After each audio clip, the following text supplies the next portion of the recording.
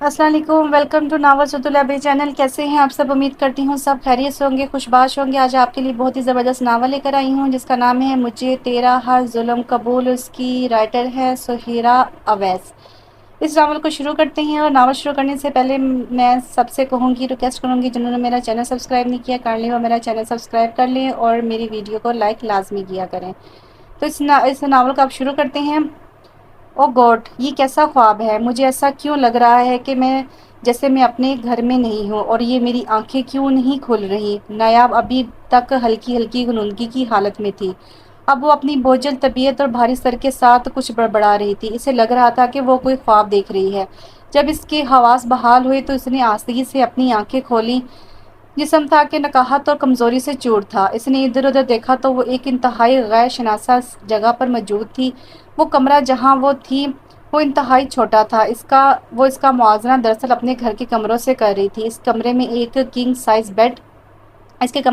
Size bed, اس کے دائیں جانب 2 قدم کے فاصلے پر ایک 2 سیٹر صوفہ، اور بائیں جانب ایک ہاتھ کے فاصلے پر دیوار میں ہی نصب شدہ چھت تک کی الماری تھی، اور بیڈ کے بالکل سامنے تقریباً 1 فٹ کے فاصلے پر سامنے دروازہ تھا جو غالباً اٹیچ باتھ کا تھا۔ کمرے کی دیواروں پر گرین کلر کے وال پیپرز، کمرے میں موجود 4 کول گرے کلر کی الماری اور فرنیچر یعنی صوفے اور بیڈ کے ساتھ خوبصورت امتزاج پیش کر رہا تھا۔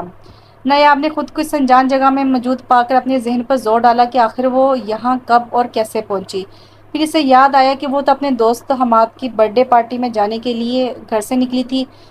وہ وائٹ کلر کی سلیو لیس نیٹ کی لیس ٹاپ اور ڈارک بلو جینز کے ساتھ پہنے ڈارک میک اپ کیے تیار ہوئی تھی، اور اس کے بعد وہ رستے میں ایک مال میں جانے کے لیے رکی تھی، اور وہاں سے حماد کے لیے برانڈڈ پرفیوم اور ایک انتہائی مہنگی ٹی شرٹ گفٹ کے طور پر خرید کر پیک کروا کر مال سے نکلی تھی، اور کار سٹارٹ کر کے ریسٹورنٹ کی طرف بڑھی تھی جہاں حماد کی برتھ ڈے پارٹی ہونی تھی۔ اور جب وہ رستے میں تھی تو اچانک اس کی کار پنچر ہو گئی۔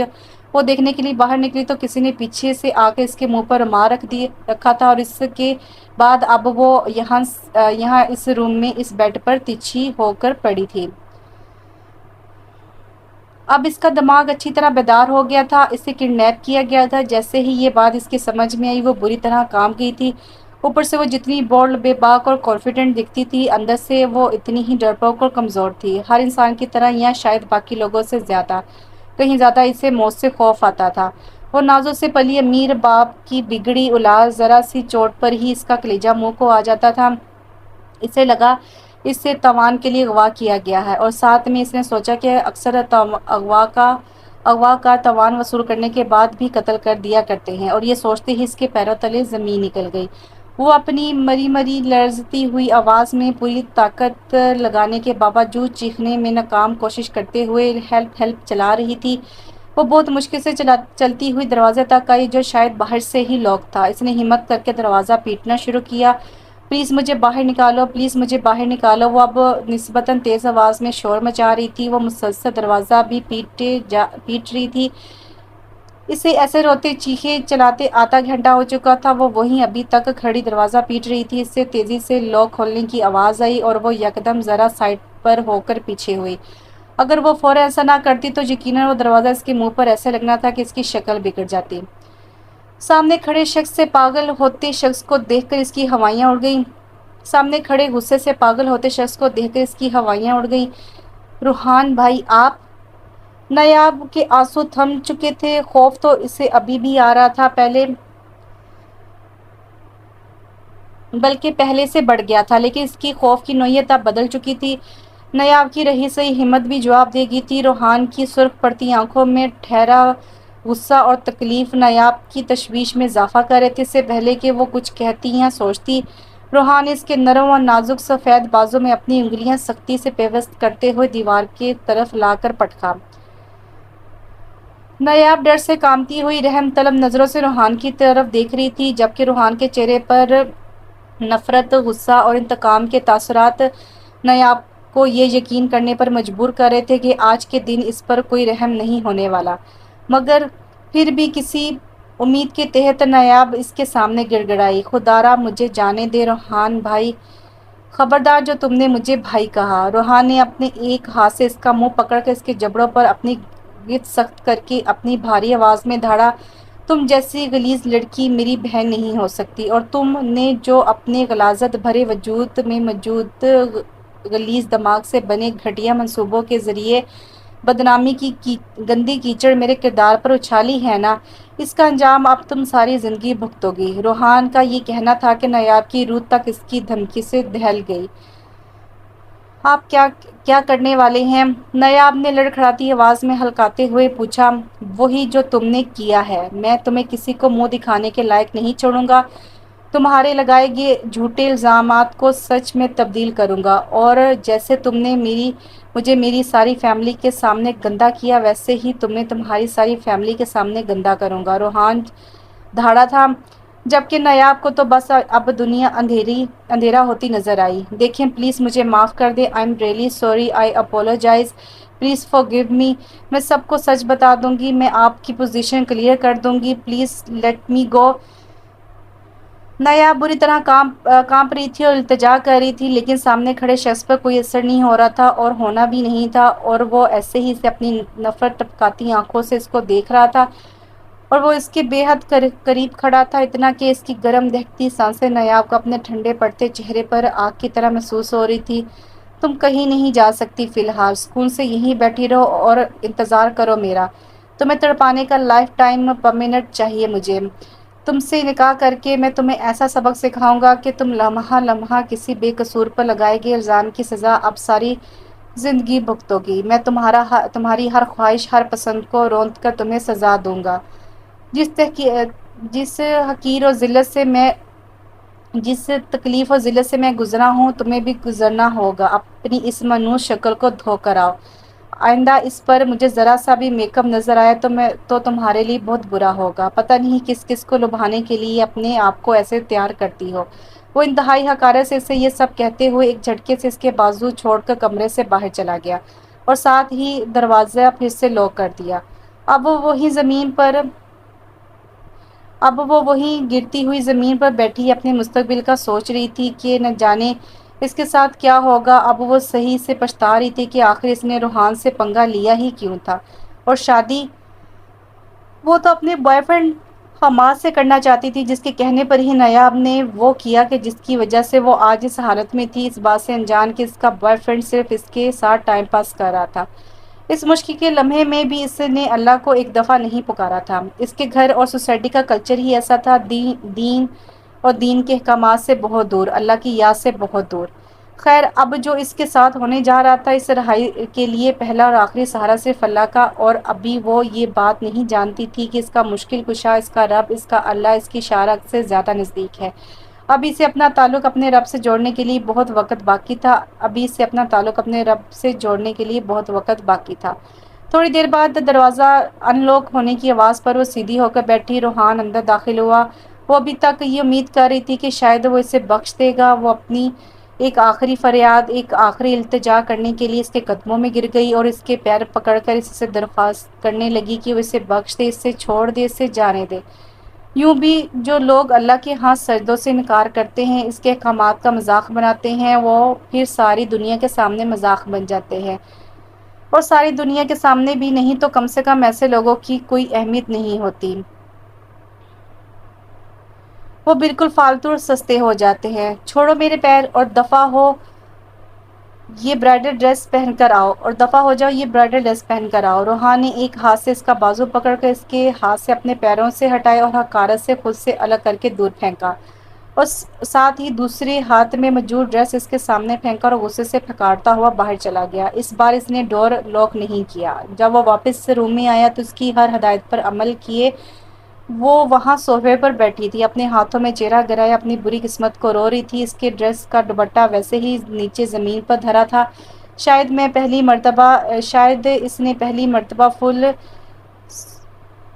بازو والا سوٹ پہنا تھا، ورنہ اس لبرل لڑکی کی وارڈروب میں کوئی ڈریس، کوئی ٹاپ یا کوئی ٹی شرٹ ایسی نہیں تھی جس کی سلیوز فل ہوں۔ روحان نے دوپٹہ یوں نیچے پڑا دیکھ کر اس کی طرف زور سے پھینکا، اور وہ بھاری کام والا دوپٹہ تھا، اور جس طرح اس نے پھینکا تھا اس کے چہرے کے آگے موجود ہاتھوں پر زور سے لگا اور ہلکی ہاتھ پر ہلکی سی دو خراشیں آ گئی۔ نایاب نے سٹپٹا کر چہرے سے ہاتھ ہٹا کر دیکھا تو وہ ظالم سامنے کھڑا تھا، اپنی قہر زدہ نظریں اس پر ہی گاڑے ہوئے تھا۔ وہ اس کے غصیلے چہرے پر اپنے لیے آیا حکم سمجھتے ہوئے وہ دوپٹہ پہن کر اپنی جگہ سے کھڑی ہوئی۔ اس کے لیے اس قدر مکمل اور باحیا لباس کسی گالی سے کم نہیں تھا، اور وہ اس سے اپنی توہین سمجھ رہی تھی۔ روحان اس کے قریب آیا اور اس کی کلائی وحشیانہ انداز میں پکڑ کر باہر آئے، جہاں نکاح خوان اور اس کے چند دوست بطور گواہ موجود تھے۔ نکاح ہو چکا تھا اور سب مہمان بھی جا چکے تھے۔ اب وہ اپنے اس اپارٹمنٹ میں نایاب پر اپنی بھڑاس نکالنے کے لیے ذات تھا۔ وہ اسے واپس اپنے انتہائی وحشیانہ انداز میں بازو پکڑ کر کمرے میں لے کر گیا اور درندگی کی ساری حدیں پار کر کے اپنے فرائض زوجیت ادا کر کے اس کی نازیبا حالت میں بہت سی پکچرز بھی بنا چکا تھا۔ پھر اسے واپس وہ ڈریس چینج کر کے وہ ڈریس پہننے کو بولا جو وہ گھر سے پہن کر آئی تھی۔ وہ چینج کر کے آئی تو اس کے بازو پر لگے روحان کے ناخنوں سے نوچنے اور دانتوں سے کاٹنے کے نشان اس پر کی گئی درندگی کا ثبوت پیش کر رہے تھے۔ روحان نے اس کی گاڑی کی چابی تھمائی اور اس کی گاڑی تک چھوڑنے کے لیے ساتھ آیا۔ اگر تم نے کسی کو اس نکاح یا میرے متعلق کچھ کہا تو تمہاری ساری پکچرز انٹرنیٹ پر اپلوڈ کر دوں گا، پھر تم اپنی فیملی کے سامنے کیا ساری دنیا میں مذاق بن کر رہ جاؤ گی۔ اس نے سختی سے اپنے نکاح کو راز رکھنے کی تلقین کی۔ وہ جانے لگا تو نایاب نے اسے پکارا، روحان۔ اس نے غصے سے پھٹنے والی آنکھیں لیے اس کی طرف دیکھا۔ کیا مسئلہ ہے؟ اس نے اپنے لہجے کو کافی سخت کر رکھا تھا۔ پلیز مجھے اپنی جیکٹ دے دیں، اس حالت میں ایسے نہیں جا سکتی۔ اس نے اپنی دکھ تکلیف احساس سے آنکھوں میں آنے والے آنسو کو روکنے کی ایک ناکام کوشش کرتے ہوئے کہا۔ روحان نے اس کی بات سمجھتے ہوئے اپنی جیکٹ اس کے حوالے کی۔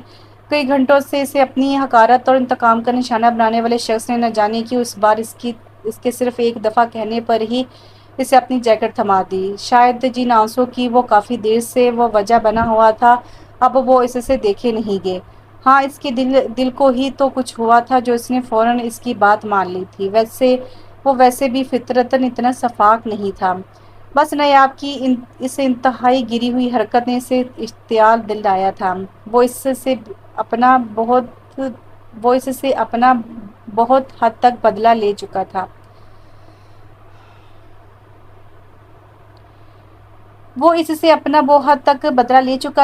یا شاید اس کے جرم سے زیادہ ہی سزا دے چکا تھا، لیکن اب بھی اسے لگتا تھا کہ اس کا انتقام تو شروع ہوا ہے۔ اس لیے اس نے اپنے دل میں نایاب کے لیے کوئی نرم جذبہ بننے نہیں دیا۔ پر اس کے کچھ کرنے یا نہ کرنے سے کیا ہوگا؟ اس سے جب بھی محبت ہونی ہوگی ہو جائے گی اور ہو کر رہے گی۔ نایاب جب اپنے گھر گئی تو ثابت توقع معمول کوئی بھی اس کے رات 2 بجے گھر واپس آنے کی باز پرس کرنے والا نہیں تھا۔ موم ڈیڈ اپنے روم میں سو رہے تھے۔ بڑی بہن سیما اس کی میرڈ تھی اور آؤٹ آف سٹی رہتی تھی، اور اس سے 5 سال چھوٹا بھائی دانیال وہ اپنے روم میں اپنی کسی گرل فرینڈ کے ساتھ ویڈیو کال میں مشغول تھا۔ وہ چپ چاپ اپنے روم میں گئی اور شاور لیا اور آ کر بیڈ پر لیٹ گئی۔ اس نے اپنی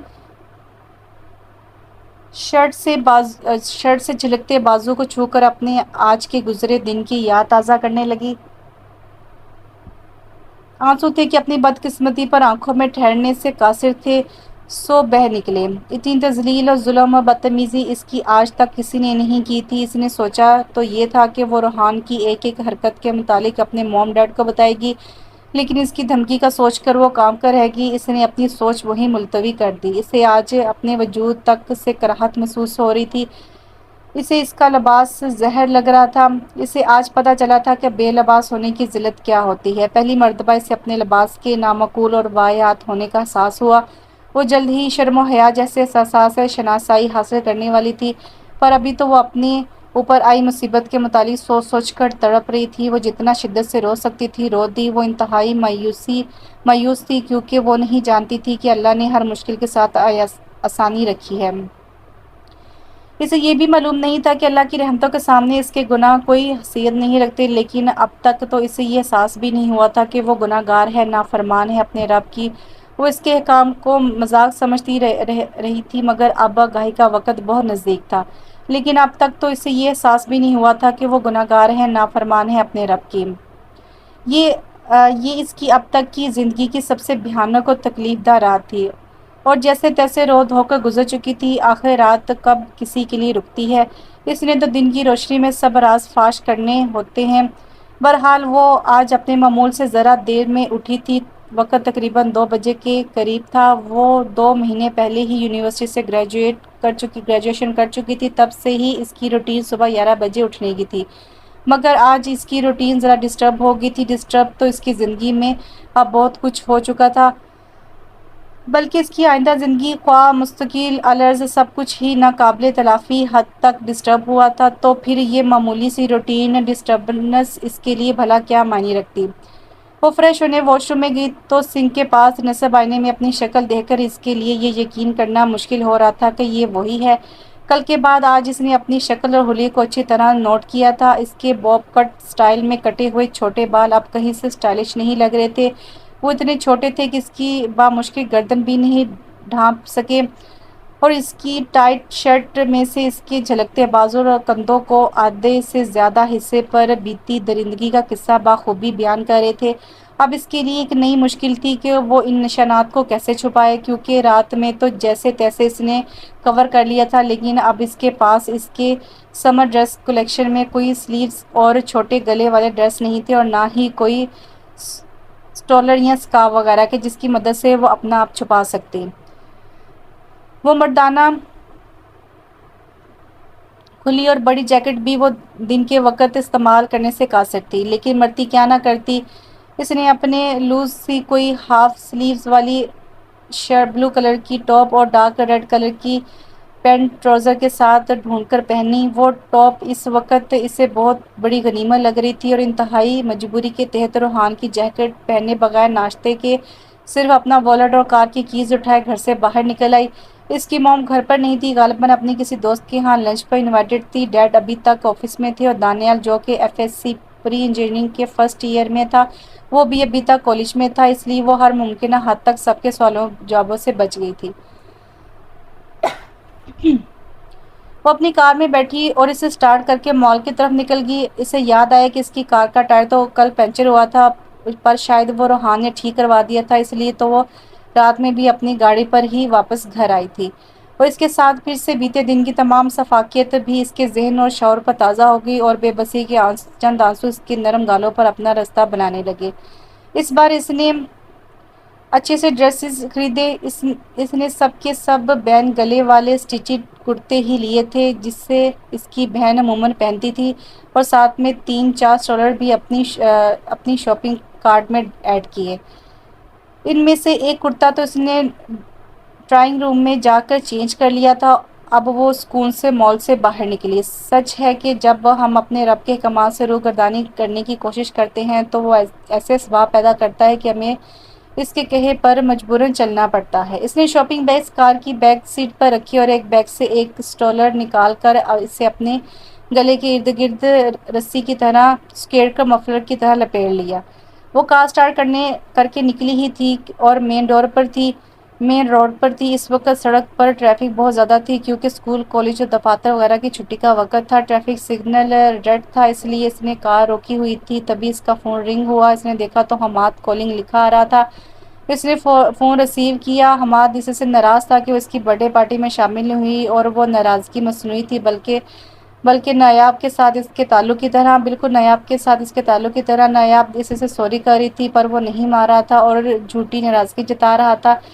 ان سب جھوٹی ڈرامے بازیوں کا نایاب کو قطعاً علم نہیں تھا۔ بہرحال سگنل گرین ہو چکا تھا۔ وہ جلد سے جلد فون رکھنا چاہتی تھی، کیونکہ فون سننے کے ساتھ ساتھ اسے ڈرائیونگ میں مشکل سی ہوتی تھی۔ اس لیے اس نے کہا کہ ابھی میں روڈ پر ہوں، کار ڈرائیو کر رہی ہوں، تم میک ڈونلڈ پہنچو، وہاں بات ہوگی، میں ویٹ کر رہی ہوں۔ اوکے، حماد نے جواب دیا اور ساتھ میں فون بھی آف کر دیا۔ اب نایاب پوری توجہ سے ڈرائیو کرنے کی کوشش کر رہی تھی، لیکن ذہن بار بار بھٹک کر کل والے واقعے کی طرف جا رہا تھا۔ وہ ریلیکس ہونا چاہتی تھی، اور اکثر اس کا حماد سے بات کر کے دل بہل جایا کرتا تھا۔ ویسے دیکھا جائے تو نایاب کی طرف سے بھی اس کے حماد کے ساتھ کے تعلق کی نوعیت زیادہ گہری نہیں تھی، لیکن پھر بھی نایاب اس کے ساتھ سنسیئر تھی۔ لیکن اب اس کے کسی بھی تعلق کی اس کے اور روحان کے مابین رشتے کے سامنے کوئی وقت نہیں تھی۔ وہ ریسٹورینٹ پہنچ کر ایک کارنر سائڈ ٹیبل پر بیٹھی حماد کا انتظار کر رہی تھی۔ اس نے ایک سانس اندر کھینچ کر خود کو ریلیکس کرنے کی کوشش کی اور مسکراہٹ کے ساتھ حماد کو ہائے بول کر ویلکم کیا۔ حماد اس کی یہ نئی لک دیکھ کر شوق تھا، پر یہ سوچ کر خاموش رہا کہ شاید نایاب کوئی نیا گیٹ اپ پر ٹرائی کرنے کا ایڈونچر کر رہی ہے۔ آج نایاب نے اس ڈیشنگ پرسنالٹی والے حماد کی طرف حسرت سے دیکھا کہ کبھی جس کے ساتھ اس نے اپنے دل ہی دل میں پوری زندگی پلان کر رکھی تھی، اب وہ اس کا کبھی نہیں ہو سکتا تھا۔ وہ دونوں نے اپنی اپنی پسند کا لنچ آرڈر کیا اور باتوں میں مشغول ہو گئے۔ حماد نے اس سے کل پارٹی میں شامل نہ ہونے کی وجہ پوچھی تو روحان کے لاکھ منع کرنے کے باوجود بھی وہ کل والا سارا واقعہ حماد کو بتا چکی تھی۔ آخر وہ اس سے چھپاتی بھی کیوں؟ حماد کی وجہ سے تو یہ مصیبت گلے پڑی تھی۔ وہ دونوں آمنے سامنے 2 سیٹر صوفے پر بیٹھے تھے جب وہ اپنی کل والی روداد سنا رہی تھی۔ آخر کو جب اس کا زبر ٹوٹا تو وہ رونے لگی۔ حماد پلیز مجھے اس عذاب سے بچا لو، وہ روتے ہوئے کہہ رہی تھی۔ حماد اپنی جگہ سے اٹھ کر اس کے قریب آ کر بیٹھ گیا اور اسے سینے سے لگا کر تسلی دینے لگا کہ چپ کر جاؤ، شاباش، رونا نہیں، میں کچھ کرتا ہوں تمہارے لیے۔ اب یہ کون جانے کہ حماد کی ساری ہمدردی شو آف تھی۔ وہ خود اس سے بریک اپ کرنا چاہتا تھا اور اب شکر کر رہا تھا کہ اس کی جان چھوٹ گئی۔ نایاب سے گریجویٹ تو وہ بھی ہو چکا تھا اور اب اپنے باپ کا بزنس سنبھالنے والا تھا۔ اوپر سے اس کی ممی نے اس کی کزن کے ساتھ بات بھی فکس کر رکھی تھی، ان قریب اس کی انگیجمنٹ بھی ہونے والی تھی۔ نایاب اس بات سے بے خبر کہ روحان بھی وہیں موجود ہے اور کافی دیر سے ان پر نظر رکھے ہوئے ہے، ابھی تک اس کے سینے سے لگی آنسو بہا رہی تھی۔ روحان دراصل سائیڈ بزنس کے طور پر پراپرٹی کا بزنس کرتا تھا اور اسی سلسلے میں وہاں اپنے کلائنٹ میٹنگ کے لیے موجود تھا۔ ویسے تو اس کے ماموں کے ساتھ پارٹنرشپ پر ایک بہت بڑا شاپنگ مال بھی تھا، لیکن پراپرٹی ڈیلنگ اس کا ذاتی شوق تھا اور وہ اسے بھی اپنا پروفیشن بنائے زندگی گزار رہا تھا۔ کلائنٹ کے جانے کے بعد وہ غصے میں اپنی جگہ سے اٹھا نایاب کی طرف بڑھا۔ اس نے ان کی ہلکی پھلکی گفتگو کم فاصلے اور اپنے ایکٹیو کانوں کی وجہ سے سن لی تھی، جس کی وجہ سے اس سے طیش مزید بڑھ گیا تھا۔ اب حماد اور نایاب اس کی طرف متوجہ تھے اور وہ ایک دوسرے سے الگ ہوئے کیونکہ وہ اچانک ان کے سامنے آ کر دھپ سے بیٹھ گیا۔ اس کی انگارہ ہوتی آنکھیں نایاب کو اندر تک خوفزدہ کرنے کے لیے کافی تھی۔ حماد نے تو روحان کے تیور دیکھ کر وہاں سے کھسکنے کی کوشش کی تو روحان بھی اس کے پیچھے لپک گیا، جبکہ نایاب کی تو اپنی جگہ سے ہلنے کی ہمت ہی نہیں تھی۔ حماد نے روحان کے پیچھے کرنے والی حرکت اگنور کی اور جلدی ریسٹورنٹ سے نکل کر پارکنگ ایریا کی طرف گیا۔ حماد نے اپنی کار کا دروازہ کھولا تھا کہ روحان جو ساتھ ہی تھا، اس نے حماد کے کندھے پر ہاتھ رکھ کر اسے رکنے کا اشارہ کیا۔ حماد تھوڑا گڑبڑا گیا۔ روحان کی خوف سے بھری نظریں اسے کنفیوز کر رہی تھی، لیکن وہ پھر بھی خود کو کمپوز کرتا اس کی طرف متوجہ ہوا۔ جی مسٹر، آپ کی اس طرح روکنے کی وجہ جان سکتا ہوں؟ حماد نے اپنا ڈر چھپاتے ہوئے پورے تماس سے پوچھا۔ ہاں بالکل جان سکتے ہو وجہ، میں نے تمہیں یہ بتانے کے لیے روکا ہے کہ اب نایاب میری بیوی ہے، جیسا کہ تم جان چکے ہو۔ اب اگر اس کے قریب نظر آئے تو تمہارا وہ حشر کروں گا کہ پہچانے نہیں جاؤ گے، اور ویسے بھی کچھ حساب کتاب تو ابھی تم سے بھی لینا ہے۔ آخر نایاب کو میرے خلاف تم نے ہی بھڑکایا تھا۔ روحان نے اپنی گمبھیر آواز میں لفظ چھپا کر بولتے ہوئے اسے سختی سے کہا۔ حماد کو بھی اب اس کے اس طرح دھمکانے پر غصہ آ گیا تھا۔ میں نہیں، بلکہ یہ تمہاری پاک باز بیوی بار بار میرے پاس آتی ہے، اس کو سنبھالو۔ مجھے بھی ضرورت نہیں ہے اس بے ہودہ اور بے حیا لڑکی سے تعلق رکھنے کی، اور ویسے بھی نیکسٹ سیٹرڈے کو میری کزن سے میری انگیجمنٹ ہونی ہے، تم دونوں بھی انوائٹڈ ہو، ضرور آنا۔ حماد بھی تڑک کر ان سے دور فاصلے پر کھڑی نایاب کی طرف اشارہ کر کے طنز کرتے ہوئے کہا، جو ہمت کر کے وہاں تک آئی تھی کیونکہ اس کی گاڑی بھی وہیں حماد کی کار کے ساتھ ہی پارک تھی۔ اس نے اچھی طرح سے نایاب کو اس کی حقیقی اوقات یاد دلائی۔ نایاب کے چہرے پر ایک رنگ آیا اور ایک رنگ گیا۔ اس نے اس بات کو خاطر میں لائے بغیر کہ روحان کیسی کھولتی آنکھوں سے اس کا ایکس رے کر رہا ہے، انتہائی شوق کی حالت میں حماد کی طرف دیکھا۔ ایک لمحہ نہیں لگا تھا اسے بدلے میں، کیسے اس نے ایک ہی آن میں اس کے کردار کی دھجیاں اڑا دی تھی۔ ابھی وہ اندر کتنی تسلیاں اور دلاسے دے رہا تھا۔ نایاب اپنی دنیا میں تب واپس آئی جب حماد وہاں سے اپنی گاڑی میں بیٹھ کر تیزی سے گاڑی بھگاتا فرار ہو چکا تھا، اور روحان نے اس کے قریب آ کر ایک زوردار تھپڑ اسے رسید کیا اور اس کے ہاتھ سے اس کی گاڑی کی کیز لے کر فرنٹ ڈور کھولا اور اسے دھکا دے کر بٹھایا اور خود ڈرائیونگ سیٹ پر بیٹھ گیا۔ اس نے فون نکال کر اپنے گھر کے ڈرائیور کو اس ریسٹورنٹ سے اور اس کی کار واپس گھر لے جانے کا آرڈر دیا۔ جس کے پاس سے اس کی کار کی ایک ایکسٹرا کی ہمیشہ موجود رہتی تھی۔ اب وہ کار سٹارٹ کر کے اپنی اس چھوٹے سے 5 مرلے پر مشتمل خفیہ فلیٹ کی طرف روانہ ہوا۔ اس کا غصہ ہر گزرتے لمحے کے ساتھ بڑھتا جا رہا تھا، جسے وہ بہت مشکل سے کنٹرول کیے اپنی توجہ صرف اور صرف ڈرائیونگ پر کیے ہوئے تھا۔ دراصل اس فلیٹ کے متعلق اس کے گھر والوں میں سے نایاب کے علاوہ کسی کو نہیں پتا تھا۔ نایاب کار میں بیٹھی اپنی گود میں اپنی نظریں گاڑے مسلسل رو رہی تھی۔ اسے سمجھ نہیں آ رہا تھا آخر وہ کہاں جائے اور کیا کرے۔ جیسے ہی ایک دم ہی اس پر دنیا تنگ کر دی گئی تھی، اتنی جلدی ایک کے بعد ایک ذلت اس کا مقدر بنتی جا رہی تھی۔ اس نے کبھی یہ گمان بھی نہ کیا تھا کہ اس کی زندگی اتنی دشواریاں پیدا ہو جائیں گی۔ بے حیا، بیہودہ، یہ الفاظ بار بار اس کی سماعتوں میں بازگشت کر رہے تھے۔ نہ جانے اب روحان بھی اس کا کیا حشر کرنے والا تھا۔ اب نایاب اس کے فلیٹ کے بیڈ روم میں موجود تھی، جہاں روحان اس سے پٹک کر گیا تھا اور باہر سے ڈور لاک کر کے گیا تھا۔ اسے وہاں بیٹھے 2 گھنٹے ہو چکے تھے۔ ان 2 گھنٹوں میں اس نے اپنے متعلق، اپنی زندگی کے متعلق پہلی دفعہ سنجیدگی سے سوچا اور اپنا تجزیہ کرنے لگی۔ آخر اس نے آج تک اپنے ساتھ کیا کیا ہے اور اس کے ساتھ یہ سب ہو کیا رہا ہے؟ وہ لوگ جن کے متعلق اس کا خیال تھا کہ اس سے محبت کرتے ہیں، وہی اس کے کردار پر انگلی اٹھا رہے تھے۔ یہ تو اس سے چاہنے والوں کا حال تھا، اور باقی دنیا اس کے متعلق کیسے کیسے گمان رکھتی ہوگی۔ جو لوگ اس کے منہ پر اس کی بے باک ماڈرن ڈریسنگ اور گیٹ اپ کی تعریفیں کرتے تھے اور اس کے بولڈ ہونے کو سراہتے تھے، وہ در حقیقت اسے بیہودہ اور بے حیا سمجھتے تھے۔ لاشعوری طور پر اس کا طرز زندگی دوسرے لوگوں سے ملنے والے ستائشی الفاظ پر ڈپینڈ تھا۔ وہ ایک طرف سے دوسروں کو امپریس کرنے کے لیے اور اپنے جیسی 2 ٹکے کی لبرل لڑکیوں کی تعریفیں بٹورنے کے لیے اپنے دین کے دائرے سے کہیں دور نکل کر زندگی گزار رہی تھی۔ اس کی اب تک کی پڑھی گئی اسکول کی نصابوں میں شامل اسلامیات کی کتابوں کے اسباق وہیں رہ گئے تھے، جن پر عمل پیرا ہو کر وہ اپنی زندگی کو بہتر اور اپنے وجود کو خدا کے ہاں معتبر بنا سکتی تھی۔ ان تعلیمات کو بس امتحانات کی تیاری کے لیے استعمال کیا اور اس سے زیادہ اہمیت نہیں دی۔ اور پھر بے اختیار اسے سورہ نساء کی آیات 112 کا ترجمہ یاد آیا، جو اس نے کسی مضمون میں پیپر کے لیے یاد کیا تھا۔ اور اگر کوئی شخص کسی غلطی یا گناہ کا مرتکب ہو، پھر اس کا الزام کسی بے گناہ کے ذمہ لگا دے، تو وہ بڑا بھاری بہتان اور کھلا گناہ اپنے اوپر لاد لیتا ہے۔ ہاں، اس نے یہی تو کیا تھا، اپنے الزام میں انتہائی بڑھا چڑھا کر روحان پر ڈالا تھا۔ اف تو اسے اس جرم کی سزا مل رہی تھی۔ اب وہ پھوٹ پھوٹ کر رو رہی تھی، پر اسے ذرا سکون بھی نہ ملا تھا۔ اسے ذرا سکون بھی ملا تھا کہ کم سے کم اس کے جرم کی اچھی طرح نشاندہی ہو گئی تھی۔ اب اسے اپنے جرم کا ازالہ کر کے اس مصیبت سے رہائی کی کوئی راہ ڈھونڈنی تھی، پر ابھی بہت وقت تھا۔ ازالوں اور رہائی کے رستوں کا اس پر آشکار ہونے میں ابھی بہت دیر تھی۔ بھلا راز اتنی آسانی سے کہاں کھلتے ہیں؟ اسے اس اپنے پسندیدہ پہناوے یا لباس کے نامعقول اور غیر شرعی ہونے، اس آیات کے مفہوم کی یاد دہانی کرنے اور اس کے ساتھ منسلک لوگوں کے خلوص کے متعلق باخبر ہونے کے لیے کل سے لے کر آج تک ایک نہ ختم ہونے والی ذلت اور امیز اذیت کا سامنا کرنا پڑ رہا تھا، کیونکہ راز آسانی سے نہیں کھولتے، کیونکہ حقیقت تک پہنچنے کے لیے بہت کچھ سہنا پڑتا ہے۔ اپنے وجود کو گناہوں کی گندگی سے آزاد کرنے کے لیے آزمائشوں کی بھٹی میں جلنا پڑتا ہے۔ وہ ویسے ہی بیک گراؤنڈ کے ساتھ کمر لگائے اپنے گھٹنوں پر سر رکھے سسکیاں لے رہی تھی کہ روحان روم میں داخل ہوا۔ اب وہ کافی پرسکون دکھائی دے رہا تھا، غالباً اس کا غصہ ختم ہو گیا تھا۔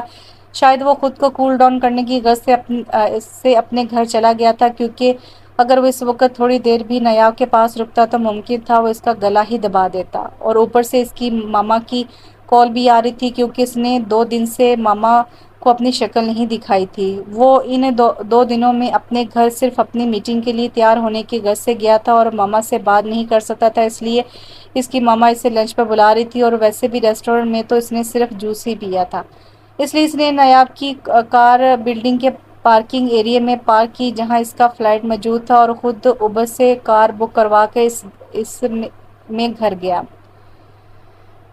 روحان اس کے قریب بیڈ پر آ کر بیٹھ گیا اور مسلسل اس روتی ہوئی نایاب کی طرف دیکھ رہا تھا، جو اب تقریباً سیدھی ہو کر بیٹھی تھی۔ سنو!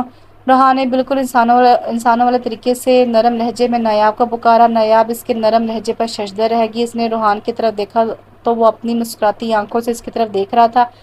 نایاب اس کے رویے کی اس اچانک تبدیلی پر حیرت زدہ تھی کہ روحان کی اگلی بات نے اسے ایک دفعہ پھر ذلیل اور حقیر کر دیا۔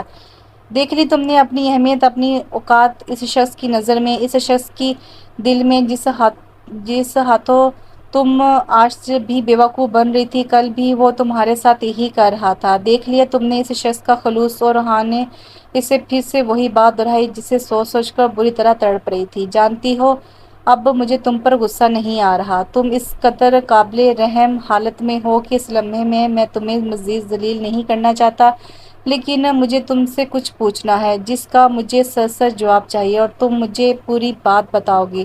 وہ اس کی دونوں ہاتھ نرمی سے اپنی ہتھیلی میں چھپائے آرام سے پوچھ رہا تھا۔ اسے وہ پہلے والا روحان لگا جو اس کو ہمیشہ سے عزت اور اہمیت دیتا آیا تھا، بس پہلے وہ اسے بہنوں والی محبت اور احترام دیتا تھا جسے نایاب کبھی سمجھ ہی نہیں پائی، اور اب وہ اپنی بیوی کی حیثیت سے اسے اچھے سے ٹریٹ کر رہا تھا۔ وہ اس کے چہرے پر نظریں گاڑے جواب کا منتظر تھا۔ بولو، سچ بتاؤ گی ہر بات مجھے؟ جی پوچھیں، نایاب نے اپنے بھیگے لہجے میں آہستہ سے جواب دیا۔ اچھا پھر مجھے بتاؤ کہ جب میں نے حماد کو تم سے گلے ملتے اور اسے تمہارے گال پر کس کرتے دیکھا تھا تمہارے گھر پر اس نیو ایئر پارٹی میں جس میں تم نے مجھے بھی انوائٹ کیا تھا، اور بعد میں پھر میں نے تمہیں اس سے دور رہنے کی وارننگ بھی دی تھی، تو تم نے حماد کو جا کر کیا کہا تھا؟ اور اس نے بدلے میں تمہیں کیا بولا تھا؟ روحان نے اپنے لہجے کو بامشکل نرم اور غصے سے دور رکھتے ہوئے پوچھا۔ اس نایاب کے ہاتھ اب بھی ویسے ہی اپنی ڈھیلی سی گرفت میں لیے ہوئے تھے۔ وہ میں نے بس نیکسٹ ڈے جا کر اس کو بولا کہ میرے ایک کزن ہیں، انہوں نے مجھے تم سے دور رہنے کو بولا۔ وہ بول رہے تھے کہ تم اچھے لڑکے نہیں ہو، اور یہ کہ میں نے بھی انہیں کھری کھری سنا دی کہ ان کی تمہارے بارے میں کچھ غلط کہنے کی ہمت کیسے ہوئی، اور یہ کہ ان کو اپنے کام سے کام رکھنا چاہیے۔ اس کے علاوہ میں نے یہ بھی بولا کہ میں اپنا اچھا بھلا خود پہچان سکتی ہوں، ان کو میرے معاملے میں کوئی انٹرسٹ نہیں رکھنا چاہیے۔ یہ کہتے ہوئے نایاب کی روتے روتے ہچکی بند گئی۔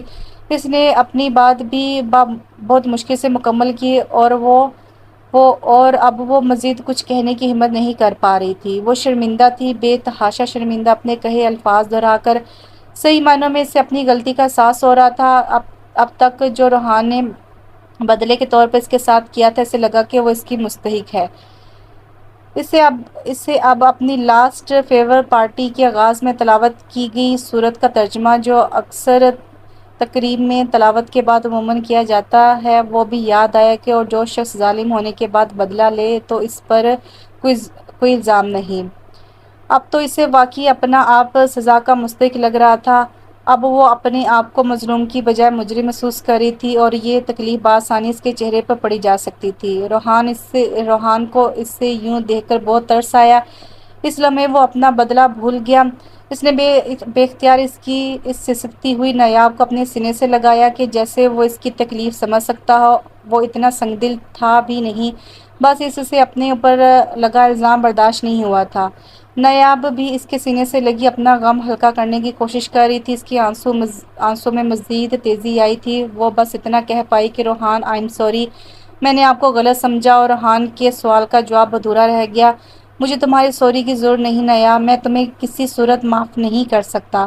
بس تم شکر کرو کہ فی الحال میرے قہر سے بچی ہوئی ہو اور میرے تحفظ میں ہو، اور میں تمہاری بات سن رہا ہوں، تمہیں تمہاری تکلیف، تمہارا غم شیئر کرنے کا موقع دے رہا ہوں۔ اس کو غنیمت سمجھو اور مجھے آگے بات بتاؤ کہ حماد نے تم سے کیا کہا تھا، کیونکہ میں جانتا ہوں کہ تم اکیلی قصوروار نہیں ہو۔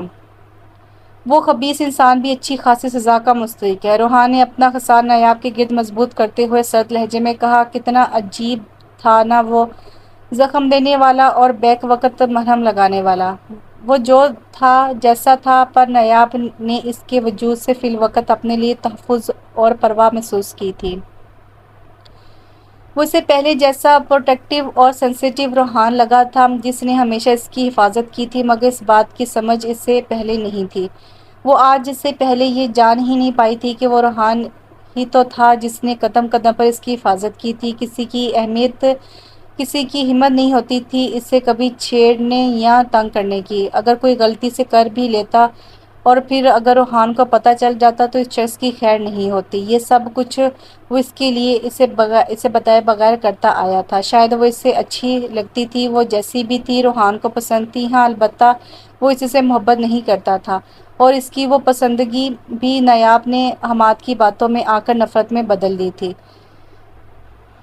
اس کی فیملی کے بعد شاید وہ دنیا میں واحد انسان تھا جو اسے اس کی تمام تر خامیوں کے باوجود برا نہیں سمجھتا تھا، اور اپنی پسند کی بنیاد پر وہ اسے اپنی زندگی میں شامل کرنا چاہتا تھا، بٹ نیاب اسے بھائی بھائی کہتی تھی، اور دونوں کے مزاج میں بھی بے حد فرق تھا۔ سو اس نے اپنی پسندگی والی فیلنگز کو بھاڑ میں بھیج کر یہ زندگی میں شامل کرنے والا پلان کینسل کر دیا، لیکن قدرت نے شاید اس کو ہی اس کی قسمت میں لکھا تھا، اس لیے وہ زبردستی اس کی اور اپنی مرضی کے برخلاف اس کی بیوی بن گئی۔ جسے کبھی روحان نے پورے مان سے اپنی لائف پارٹنر بنانے کی خواہش کی اور پھر وہ خواہش ترک کر دی، وہی اس کی زندگی میں اس کے اندر ہر پل بھڑکتی نفرت کی وجہ بن گئی، اور اسی نفرت کے صلے میں انتہائی تذلیل اور ذلت کے ساتھ اس کی زوج بیوی بن گئی۔ یہ سب تقدیر کا کھیل تھا، یہ ایسے ہی ہونا لکھا تھا۔ اچھا اب رونا بند کرو، مجھے بتاؤ کس نے بدلے میں تمہیں کیا بولا تھا؟ روحان نے تحمل سے اپنا سوال دہرایا۔ حماد نے مجھے سے آپ کا پورا نام پوچھا تو میں نے بتایا، روحان بہروز۔ پھر وہ کچھ دیر کے لیے خاموش ہو کر کچھ سوچنے لگا، تو میں نے اس کو کہا کہ اچھا چھوڑو یہ ٹاپک، تو میں تو بس تم سے ویسے ہی شیئر کر رہی تھی، بس اب یہ بات ختم ہو چکی ہے۔ پر ہمارے نفی میں اپنا سر ہلایا، وہ کہنے لگا کہ نہیں ڈیئر، بات ختم نہیں ہوئی، بات ابھی شروع ہوئی ہے، لیکن پہلے تم مجھے یہ بتاؤ کہ تم میرے ساتھ کتنی سنسیئر ہو، اور ہماری اس فرینڈشپ یا اس ریلیشن کو لے کر کتنا سیریس ہو، اور میرے لیے کیا کچھ کر سکتی ہو۔ میں اس کی بات پر حیران ہو کر پوچھا کہ آخر وہ یہ سب کیوں پوچھ رہا ہے، اور وہ اچھی طرح جانتا ہے کہ میری سنسیئرٹی اور اس کی میری لائف میں امپورٹنس کو۔ پھر ان سارے سوالات کا مقصد۔ پھر اس نے مجھے انتہائی سنجیدگی سے ٹوکا کہ میں بات گھمانے کی بجائے صرف اور صرف اس کی بات کا جواب دوں۔ سو میں نے بول دیا کہ میں اس کے ساتھ 100% سنسیئر ہوں، اور وہ جو کہے گا کرنے کو تیار ہوں، سوائے شادی سے پہلے کوئی ایسا ریلیشن بنانے کے لیے، وہ کسی کی جان لینے یا اپنی جان دینے کے لیے۔ وہ میری طرف مسکرا کر دیکھنے لگا، اس نے پیار سے میرا گال تھپتھپایا۔ اس کی شکل دیکھ کر لگ رہا تھا کہ اس کے ذہن میں کوئی خاص بات چل رہی ہے۔ پھر شاید اس کے فادر کی کال آ گئی تھی، اس لیے اس نے مجھے باقی باتیں شام کو کرنے کو کہہ کر گڈ بائی کہہ دیا اور چلا گیا۔ روحان ایک جذب کے عالم میں اس کی طرف دیکھتے ہوئے اس کی بات سن رہا تھا۔ اس وقت اسے وہ سچ بولتی نیاب بہت بھلی لگی تھی، جو بھی تھا وہ اسے ہر لفظ سچا سنا رہی تھی، نہ جانے کس ساز پر۔ یوں بھی اس کی زندگی کا واحد جھوٹ وہی روحان پر لگایا گیا الزام تھا، اس کے علاوہ شاید ہی کبھی اس نے جھوٹ بولا ہو، کیونکہ اپنے آپ کو کانفیڈنٹ بنوانے کے چکر میں وہ کبھی سچ کہنے سے نہیں گھبرائی، اور جھوٹ بولنے کی کبھی اسے کوئی خاص ضرورت پیش نہیں آئی تھی۔ اب نیاب کے آنسو تھم گئے تھے اور وہ روحان سے الگ ہو کر ویسے ہی بیڈ پر بیٹھی تھی۔ اچھا تو پھر اس نے تمہیں کال کی؟ جی، وہ کہہ رہا تھا کہ اب وہ جو کچھ کہنے والا ہے میں غور سے سنوں اور اس پر عمل کروں، اور اگر میں نے اس کی بات نہ مانی تو وہ مجھ سے ناراض ہو جائے گا۔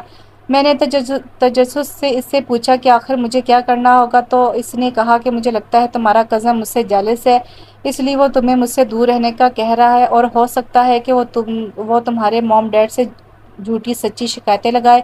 میں تمہیں کچھ پکچرز بھیج رہا ہوں اس کی، تم نے بس وہ جا کے اس کے پیرنٹس اور اپنے پیرنٹس کو دکھانی ہے۔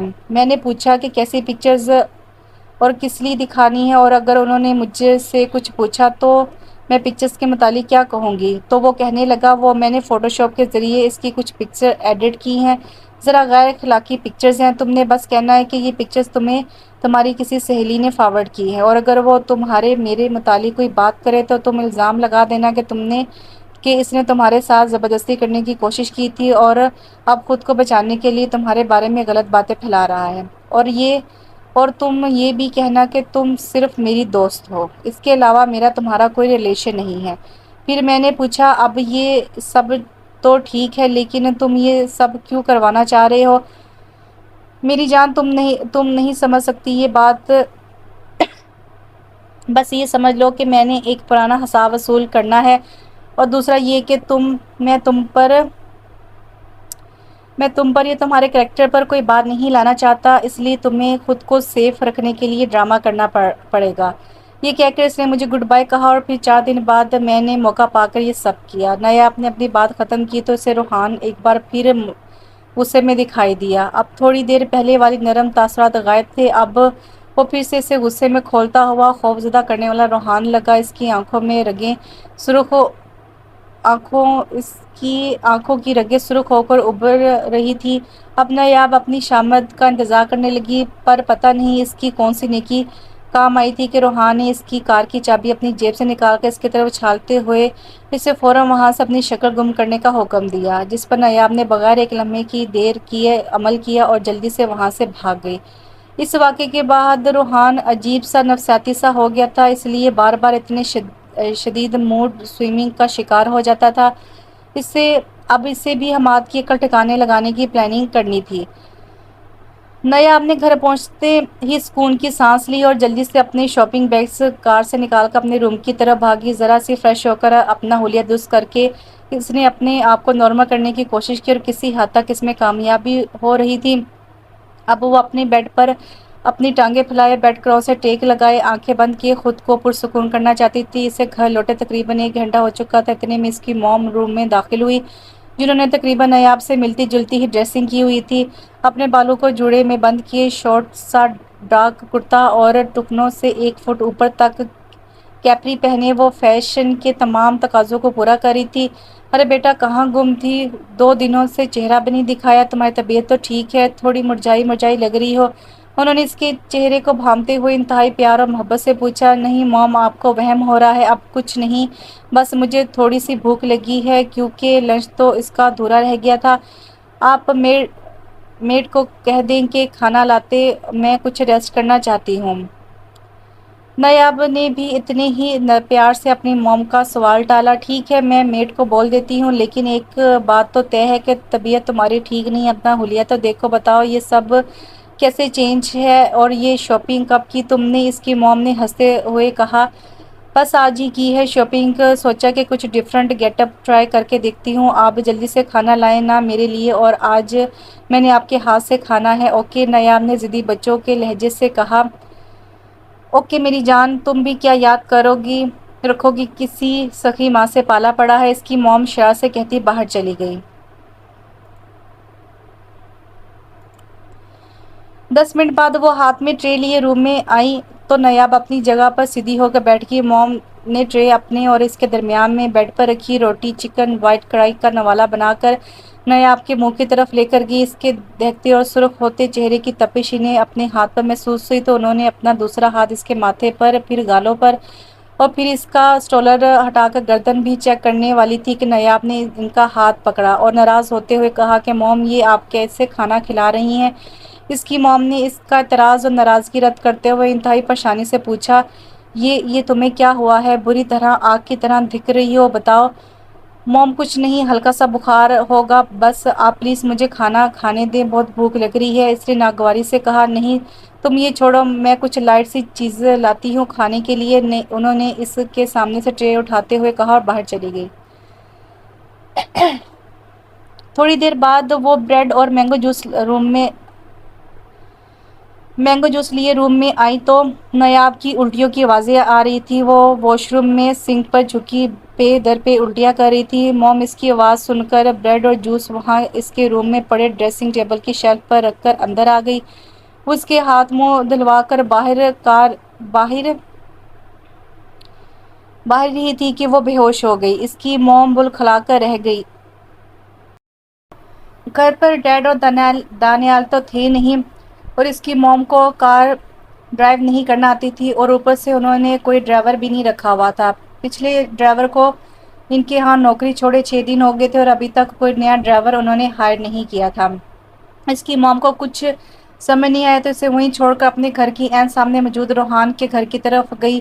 روحان انہیں کار پورچ میں ہی مل گیا تھا۔ وہ اپنی کار سے نکل کر اندر جانے لگا تھا کہ اپنی حواس باختہ سی مومانی جان کی آواز دینے پر رکا۔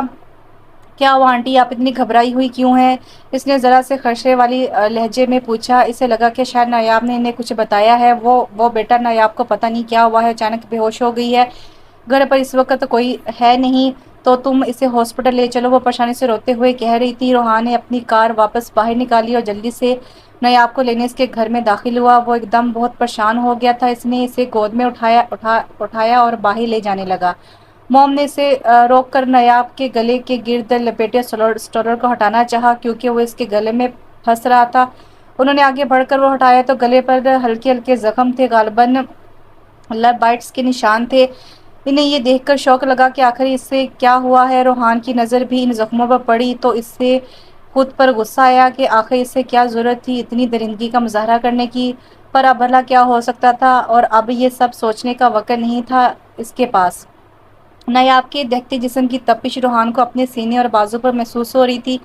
وہ بہت تیز کار ڈرائیو کرتا ہوا ہاسپٹل پہنچا۔ اس نے وہاں پہنچتے ہی نیاب کے ڈیڈ کو اور دانیال کو کال کی تو دانیال نے یہ کہہ کر آنے سے صاف انکار کر دیا کہ میں بزی ہوں پارٹی میں، اور اس کے ڈیڈ تو نیاب کے ہاسپٹل میں ہونے کا سن کر ہی دل بیٹھا جا رہا تھا۔ وہ فوراً آنا چاہتے تھے لیکن میٹنگ میں پھنسے ہوئے تھے، سو انہوں نے روحان اور اپنی بیگم کو نیاب کا خاص خیال رکھنے کی تاکید کی اور جلد از جلد میٹنگ سے فارغ ہونے کی کوشش کرنے لگے۔ نیاب کو ہوش آ چکا تھا، وہ ہاسپٹل کے ایک پرائیویٹ روم میں تھی۔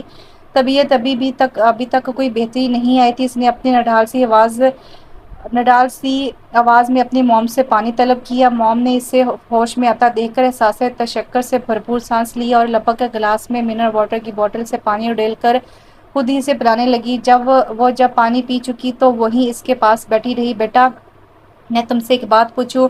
انہیں تفتیش سے پوچھا۔ بیٹا سچ بتانا، تمہارے ساتھ کیا ہوا ہے؟ اور اس کا چہرہ اپنے ہاتھوں میں لیے کرب سے پوچھ رہی تھی۔ جتنی بھی زیادہ خیال سہی، لیکن ماں تھی بیٹی پر ٹوٹتی آفت بھلا ان کی آنکھوں سے کیسے پوشیدہ رہ سکتی تھی؟ وہ دل سے اپنی اولاد کی پرواہ بھی کرتی تھی، مگر جدید دور کے تقاضوں کو پورا کرتے کرتے انہوں نے اپنی اولاد سے توجہ ہٹا لی۔ ان کو انڈیپینڈنٹ کرنے کے چکر میں، انہیں آزادی دینے کے چکر میں وہ بالکل ہی اپنی اولاد سے بے خبر ہو گئی تھی۔ جو بھی تھا، وہ اپنی بیٹی کے فرائض سے کوتاہی برت چکی تھی۔ انہوں نے اچھی ماں ہونے کا ثبوت نہیں دیا، کبھی غلط صحیح کا فرق واضح نہیں کیا، کبھی اپنی اولاد کو وقت نہیں دیا۔ نیاب تو حیران ان کی اس بے توجہی سے اتنا نہیں بگڑی تھی، لیکن دانیال وہ بری طرح بگڑ گیا تھا اور ساتھ ہی نیاب کی زندگی بھی برباد ہو گئی تھی۔ انہوں نے اپنا سوال دہرایا تو نیاب ان کے ساتھ لپٹ کر رونے لگی۔ موم، آپ کی بیٹی بہت مشکل میں ہے۔ وہ تکلیف کی شدت سے بس اتنا ہی بول پائی تھی۔ موم جو کب سے ضبط کر کے بیٹھی تھی، ان کا ضبط بھی ٹوٹا۔ آنسو ان کی آنکھوں کی قید سے فرار ہونے لگے۔ بیٹا بتاؤ، کون ہے وہ کمینہ، ذلیل اور خبیث انسان جس نے میری بیٹی کے ساتھ ایسا کیا؟ انہوں نے انتہائی نفرت سے تصور میں شخص کی چمڑی ادھیڑتے ہوئے کہا۔ موم، وہ جو کوئی بھی ہے، اس سے کیا فرق پڑتا ہے؟ بس اب میں وہ نیاب نہیں رہی، اور پلیز آپ اس شخص کو گالیاں مت دیں۔ ایسا کرنے سے جو ہو چکا وہ بدل تو نہیں سکتا نا؟ نیاب نے مایوسی سے جواب دیا، پر ایک بات تھی جس پر وہ غور نہیں کر پائی کہ وہ انجانے میں روحان کی سائیڈ لینے لگی تھی۔ وہ اس کے خلاف کوئی لفظ سننا نہیں چاہتی تھی۔ پر بیٹا، اس نے تمہارے ساتھ اتنا برا کیا اور تم ہو کہ مجھے اسے گالیاں دینے سے روک رہی ہو؟ میرا بس تو چلے تو ابھی اس شخص کو تمہارے سامنے ہی گولیوں سے بھون دوں۔ موم پلیز، اب آپ اس شخص کو کچھ نہیں کہیں گی۔ آپ ایسا سمجھ لیں کہ اس سب میں میرا قصور ہے، مجھے میرے گناہوں کی سزا مل رہی ہے۔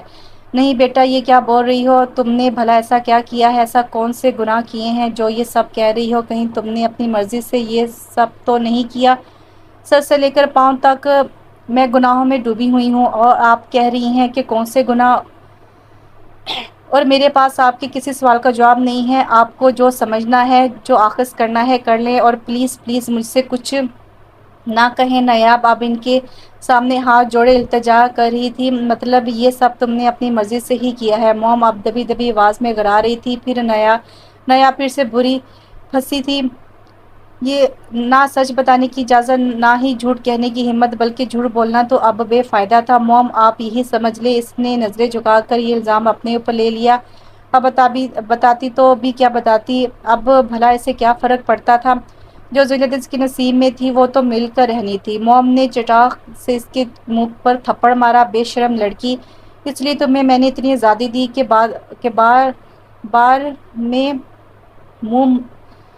میں نے تمہیں اس لیے آزادی دی کہ بعد میں منہ کالا کرواتی پھرو۔ اب تمہیں میرے گھر آنے کی کوئی ضرورت نہیں ہے، کہیں بھی دفع ہو جاؤ، پر میرے گھر مت آنا۔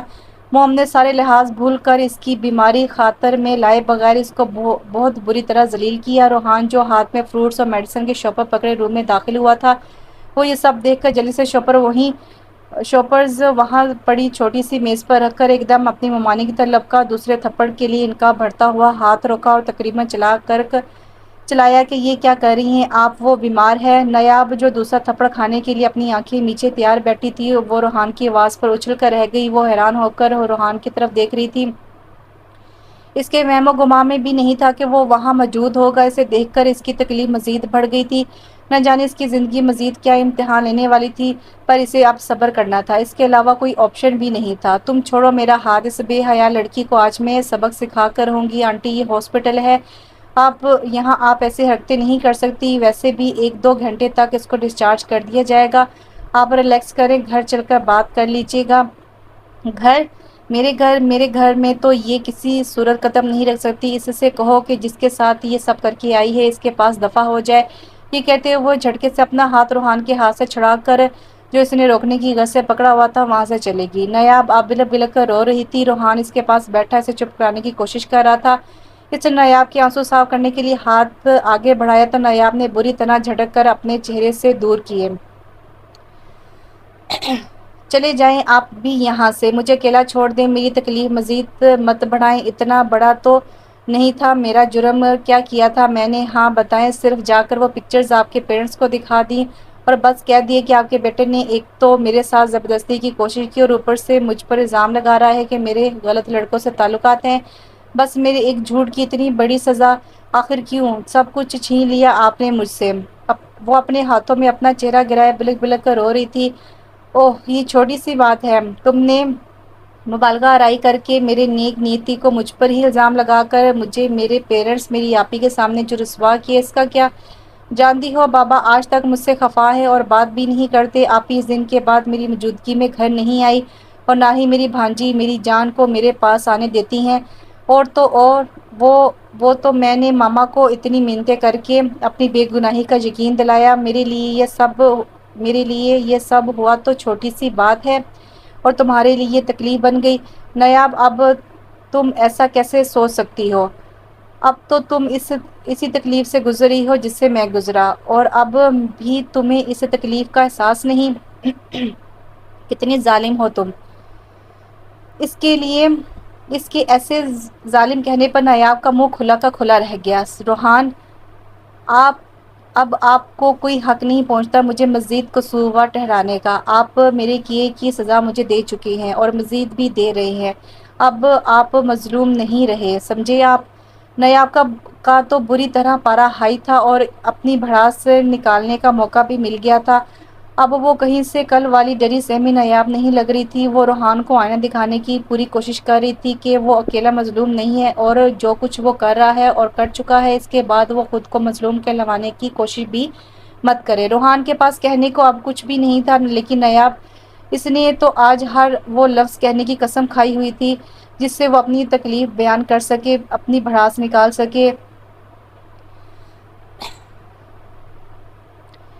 آپ کا بھی صرف مجھ پر ہی زور چلتا ہے، اس حماد کے بچے کو کیوں کچھ نہیں کہتے، بلکہ قسم سے کسی طرح اسے میرے سامنے لے آئیں، میں اسے 3-4 تھپڑ لگا کر اپنا دل ٹھنڈا کرنا چاہتی ہوں۔ Please provide me only once chance, please میری یہ حسرت پوری کر دیں، اس کے بعد آپ جو کہیں گے، جیسا کہیں گے میں مانوں گی، مجھ پر اپنا غصہ نکالیں، مجھے ٹارچر کریں یا کچھ بھی کریں گے تو میں کوئی شکوہ نہیں کروں گی۔ وہ اس کے سامنے اپنے دونوں ہاتھ جوڑے عاجزی کی انتہا پر پہنچ کر گڑگڑانے لگی، وہ گڑگڑاتے ہوئے اپنے الفاظ دہرا رہی تھی جیسے اسے اندر ہی اندر یقین تھا کہ سامنے بیٹھا وہ شخص اس کی سنے گا۔ وہ کسی عجیب احساس کے تحت اپنے لیے سہارا تحفظ ڈھونڈتی روحان کے سینے سے لپٹ گئی۔ وہ جتنی شدت سے آنسو بہا سکتی تھی اس نے بہائے، اس نے اپنے دل کا سارا بوجھ ہلکا کیا۔ وہ روحان نے اسے یہ سب کرنے سے نہیں روکا، وہ نہیں چاہتا تھا کہ اس وقت اس کے تنکا تنکا ہوتے وجود کو اپنی بے روحی کی ہواؤں سے اڑا کر بکھیر دے۔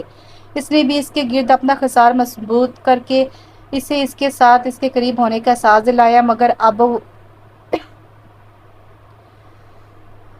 مگر اب بھی وہ مکمل طور پر اسے معاف کرنے کی پوزیشن میں نہیں تھا۔ وہ چاہ کر بھی اس کی وہ خطا معاف نہیں کر پا رہا تھا۔ بھلا انسانوں میں اتنا ظرف ہوتا بھی کہاں ہے کہ وہ کسی سے درگزر کر سکے۔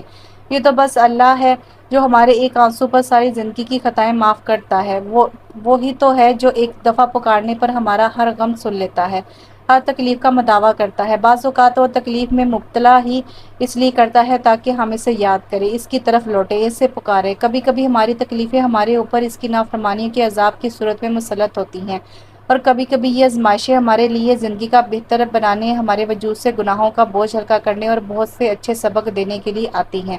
نیاب کی زندگی میں بھی یہ آزمائش شاید اس لیے آئی تھی کہ تاکہ وہ اپنا لائف سٹائل بدل سکے۔ وہ بھی اللہ کو اتنی ہی عزیز تھی جتنا کوئی اور اس دنیا کے انسانوں اور اس کے مظالم کی اللہ کی بادشاہت کے آگے بھلا اور اس کے مظالم کی اللہ کی بادشاہت کے آگے بھلا کیا اوقات، اور ویسے بھی وہ رحمان بھلا کسی جان پر اس کی سخت سے زیادہ بوجھ کب ڈالتا ہے۔ جب وہ اچھی طرح اپنے دل کا بوجھ ہلکا کر چکی تھی تو اس نے خود کو روحان سے علیحدہ کیا۔ روحان بھی اسے بغیر کچھ کہے روم سے باہر نکلا۔ اب نیاب کی طبیعت بھی سنبھل چکی تھی۔ وہ ڈاکٹر سے بات کرنے اور ڈسچارج فارمیلٹیز پوری کر کے نیاب کو چلنے کو کہا۔ اس نے نیاب کو سہارا دے کر اٹھنے میں مدد کی اور اس کا ہاتھ تھامے کار تک لائے۔ اس کے اندر بھی ایک بہت بڑی کشمکش چل رہی تھی۔ وہ جس لڑکی پر بار بار نفرت جتانے کی کوشش کرتا، وہی لڑکی اور اس لڑکی کے درد اسے بے چین کر دیتے۔ وہ خود ہی اس کے غم کا، اس کی مصیبتوں کا سبب ہوتے ہوئے بھی اسے درد دیتے ہوئے بھی اذیت میں نہیں دیکھ سکتا تھا۔ بہت مشکل سے گزر رہا تھا وہ، کیونکہ دل و دماغ کے درمیان چھڑی جنگ بہت اذیتناک ہوتی ہے۔ وہ کار میں بیٹھ کر کار ڈرائیو کرنے لگا۔ نیاب اس کے بائیں جانب فرنٹ سیٹ پر بیٹھی تھی، بالکل ساکت نگاہیں سامنے سڑک پر مرکوز کی، اپنے لیے اپنی مصیبتوں سے رہائی کا راستہ ڈھونڈنے کی صحیح کر رہی تھی۔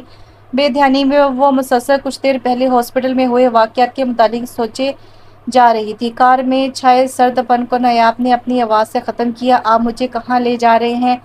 تمہارے گھر؟ اور کہاں؟ اس نے سپاٹ لہجے میں جواب دیا۔ میرے گھر؟ میرا گھر بھلا کون سا ہے؟ وہ تو موم کا گھر ہے جہاں میرا داخلہ اب بند ہو چکا ہے۔ آپ مجھے کیوں وہاں لے کر جا رہے ہیں؟ موم نے اب تک ڈیڈ کو سب کچھ بتا دیا ہوگا، میں بھلا کیسے وہاں جا سکتی ہوں؟ اس نے دبی دبی سسکیاں لیتے ہوئے کہا، گھٹتی ہوئی آواز میں کہا۔ پاگل مت بنو نیاب، وہ تمہارا گھر بھی ہے۔ وہ تو آنٹی نے غصے میں وہ سب کہہ دیا، ورنہ دل سے کبھی کوئی ایسا فیصلہ نہیں کر سکتی۔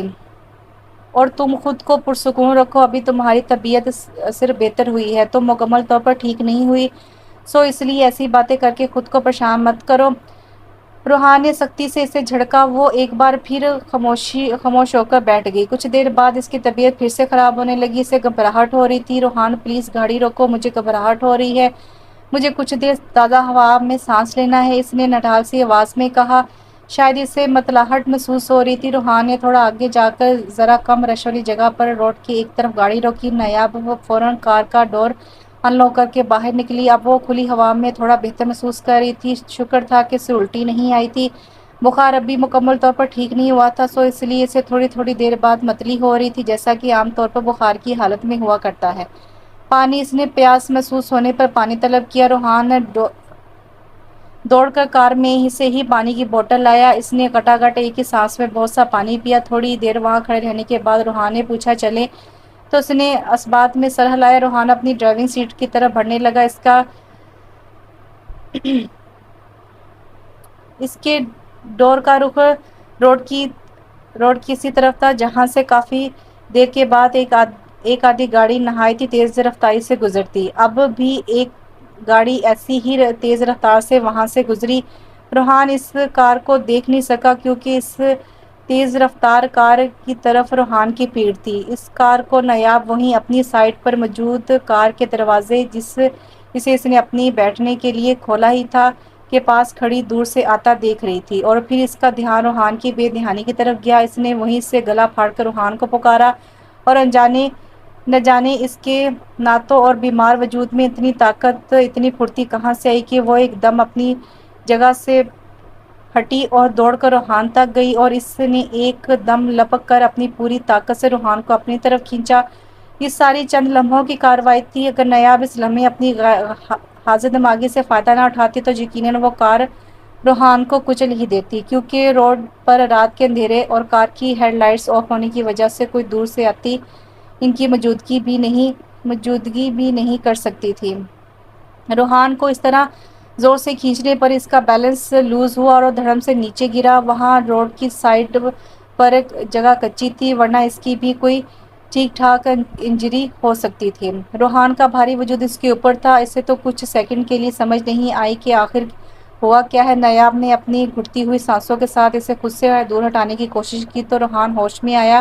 وہ اپنی کوہنی کا سہارا لے کر اٹھنے لگا۔ نایاب نے ذرا سی حرکت کر کے اٹھنے کی صحیح کی۔ وہ زمین سے ٹوٹ چکی تھی مگر اب بھی وہیں بیٹھی تھی، جبکہ روحان کھڑا ہو کر اپنی بلو ڈریس شرٹ کی ہاتھ کی ایک چوتھائی حصے تک چڑھی ہوئی آستین جھاڑ رہا تھا۔ اس نے آستینیں جھاڑ کر اپنا ہاتھ نایاب کی طرف بڑھایا تو نایاب اس کا ہاتھ تھام کر اپنا سارا زور اس کی ہتھیلی پر ڈالتے اٹھی۔ اس کا سارا کرتا مٹی میں مٹی ہو گیا تھا اور پچھلی طرف سے کندھے میں درد ہو گیا تھا۔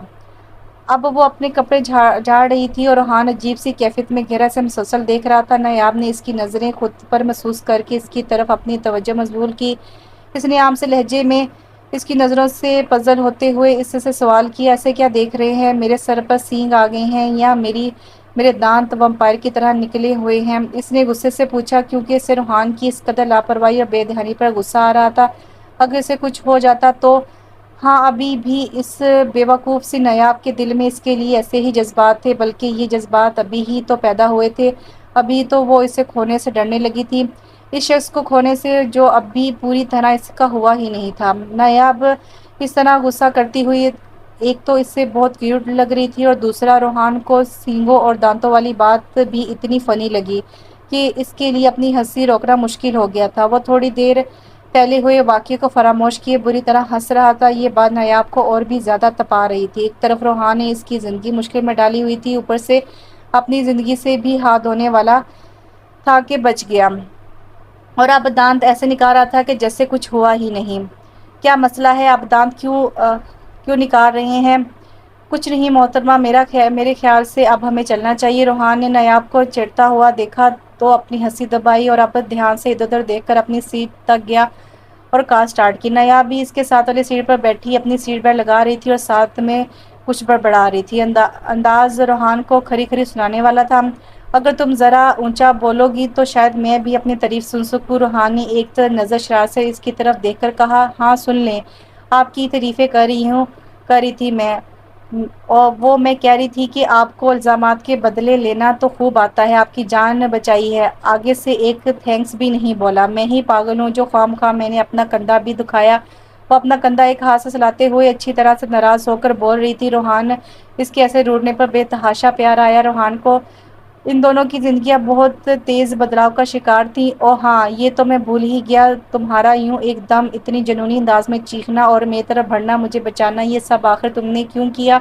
اس نے تھینکس کی بجائے نایاب سے ہی سوال کر ڈالا۔ بہت بے مروت تھا وہ، مجھے نہیں پتا، وہ سب میں نے جان بوجھ کر نہیں کیا، وہ خود بخود مجھ سے ہو گیا۔ نایاب بھی اب اپنے اوپر تھوڑا سا حیران ہوئی تھی، لیکن اس نے بالکل نارمل اور بے تاثر ہو کر جواب دیا۔ اس کا ذہن اب پھر سے اپنی مشکلات کے گرد گھومنے لگا تھا۔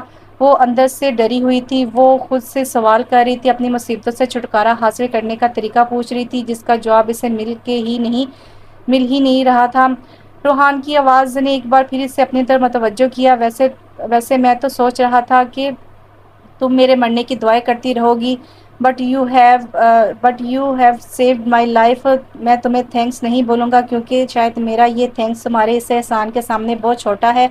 ابھی وہ بول ہی رہا تھا کہ نایاب نے اس کی بات کاٹی۔ دعا تو میں نے کبھی اپنے لیے نہیں کی۔ ہاں، میں کب سے سوچ رہی تھی کہ میں کیسے اپنی مصیبتوں سے نجات حاصل کروں، مجھے دعا مانگنی چاہیے۔ وہ اللہ تو سب کی سنتا ہے اور میں نے اس کی کبھی نہیں سنی۔ اتنا سب ہونے کے بعد بھی میں نے اسے یاد نہیں کیا۔ اف، کیسی لڑکی ہوں میں نے اللہ کو یاد نہیں کیا۔ اگر میں اللہ سے دعا کرتی اور اپنے مسئلے ڈسکس کرتی تو وہ میری بات اچھے سے سنتا اور مجھے بے حیا اور بد کردار بھی نہ کہتا۔ او خدایا، میں کیوں یہ بات نہیں سمجھ سکی؟ وہ ایک عجیب سے سرشار لہجے میں لڑکی کی طرح مسلسل آنسو بہاتی خود سے کہہ رہی تھی، اسے ایک عجیب سی خوشی مل رہی تھی، آخر اسے وہ راز مل گیا تھا، وہ راستہ مل گیا تھا جس پر چل کر وہ اپنی زندگی کا کھویا سکون واپس حاصل کر سکتی۔ ہاں، اسے دعا مانگنی تھی، اسے اللہ کو پکارنا تھا۔ وہ اپنے آپ سے اس طرح باتیں کرتی ہوئی روحان کو پاگل لگ رہی تھی۔ اس نے کہا، ذرا سی سلو کر کے نیاب کی طرف دیکھا، آر یو اوکے؟ اس نے پریشانی سے پوچھا۔ نیاب نے اس کی تشویش سمجھتے ہوئے اپنے آنسو صاف کیے اور خود کو نارمل کرنے لگی۔ ہاں میں ٹھیک ہوں، مجھے بھلا کیا ہونا ہے؟ اس نے الٹا ہی اسے سوال کیا۔ روحان کو اس کی دماغی حالت پر شک ہوا پر وہ کچھ بولا نہیں۔ وہ لوگ گھر پہنچ چکے تھے۔ روحان بھی اپنے گھر جانے کی بجائے اسے چھوڑنے کے لیے اس کے ساتھ اس کے گھر آیا۔ اس کی موم وہی صوفے پر بیٹھی اپنا سر پکڑے اس ڈیڈ کے ساتھ لانچ میں موجود تھی۔ نیاب کو لانچ کے دروازے سے اندر داخل ہوتا دیکھ کر ان کا غصہ ابلنے لگا۔ وہ سراج سے اپنی جگہ سے اٹھی اور نیاب کو زوردار تھپڑ سیدھ کرنے کے لیے اپنا ہاتھ ہوا میں اٹھایا۔ روحان نے پھر سے ان کا یہ بڑا ہوا ہاتھ نیاب کے چہرے تک پہنچنے سے روکا۔ یہ آپ کیا کر رہی ہیں؟ کوئی بات کیے بنا فضول میں ہاتھ اٹھا رہی ہیں؟ روحان نے بہت افسوس سے اپنی ممانی کی طرف دیکھ کر کہا۔ نیاب کو اس بار کوئی حیرت نہیں ہوئی، اسے اندر ہی اندر یہ یقین تھا کہ وہ اسے مزید ذلیل نہیں ہونے دے گا۔ نہ جانے کیوں اس پر اعتبار کرنے لگی تھی۔ روحان کے روکنے پر نیاب کی موم کا غصہ ایک دم اور بڑھ گیا۔ روحان، یہ وہی ہے نا جس نے تمہیں اور تمہارے خاندان کے سامنے ذلیل کیا تھا، تو تم کیوں اس کی طرف اتنی طرفداری کر رہے ہو؟ کہیں تم دونوں ہی تو آپس میں نہیں ملے ہوئے؟ موم نے اپنی ایک آنکھ کی آئیبرو کھچاتے ہوئے انتہائی زہریلا طنز کیا۔ پہلی بات تو یہ ہے کہ یہ میرے ساتھ جو کچھ بھی کرتی ہے اور میں اس کے لیے جو کچھ بھی کرتا رہا ہوں، یہ میرا اور اس کا مسئلہ ہے، آپ کو ہمارے پرسنل معاملات میں مداخلت کا کوئی حق نہیں۔ اور دوسرا یہ کہ میں اپنے ماما بابا کو یہاں ہی بلا لیتا ہوں، میں نے کچھ ضروری باتیں کرنی ہے، اصل میں کچھ باتیں کلیئر کرنی ہے جن کا جانا سب کے لیے بہت ضروری ہے۔ میں انہیں بلا کر لاتا ہوں، تب تک آپ نیاب کو ٹچ بھی نہیں کریں گی، روحان سختی سے کہتا ہوا واپس دروازے کی طرف بڑھا تھا۔ موم انتہائی طیش کے عالم میں نیاب کو کھا جانے نظروں سے دیکھ رہی تھی۔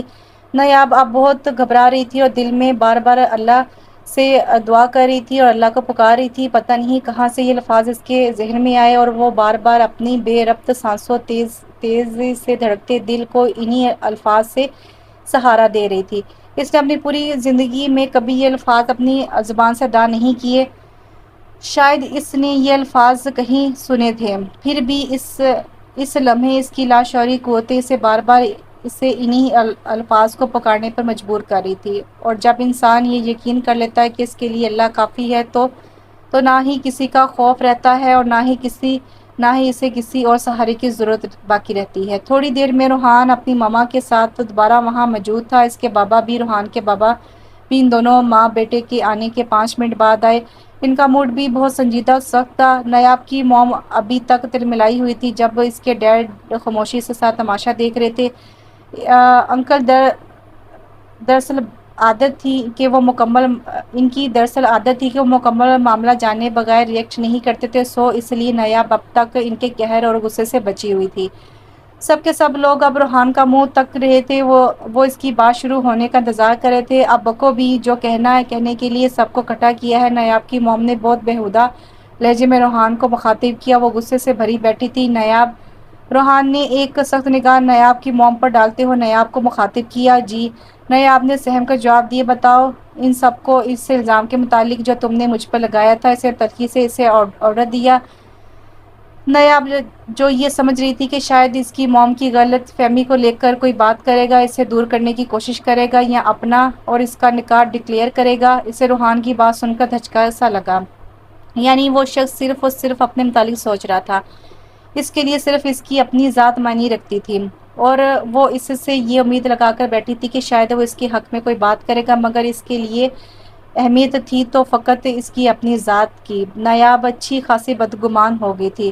آج نہیں تو کل سب کو سچ پتہ چلنا تھا، پھر ابھی کیوں نہیں؟ غلطی کی ہے تو بھگتنا بھی تو ہوگا۔ نیاب کا ضمیر اس کے ذہن پر ایسی سوچیں مسلط کر رہا تھا، پر اب بھلا وہ کیا کر سکتی تھی؟ سو اس نے ہتھیار ڈالتے ہوئے تمام معاملہ سب کے گوشے گزار کرنے کا فیصلہ کیا۔ وہ اپنے اندر بہت سی ہمت اور حوصلہ جمع کرتے ہوئے اپنا تمام کیا دھرا سب کو بتانے لگی۔ اس نے تفصیلاً پوری بات بتائی۔ اس کا حماد کے ساتھ دوستی کے علاوہ boy friend girl friend relation تھا، پتہ نہیں کیوں، پر روحان نے یہ کہہ کر کہ وہ اچھا لڑکا نہیں ہے، مجھے اس سے دور رہنے اور دوستی ختم کرنے کا کہا۔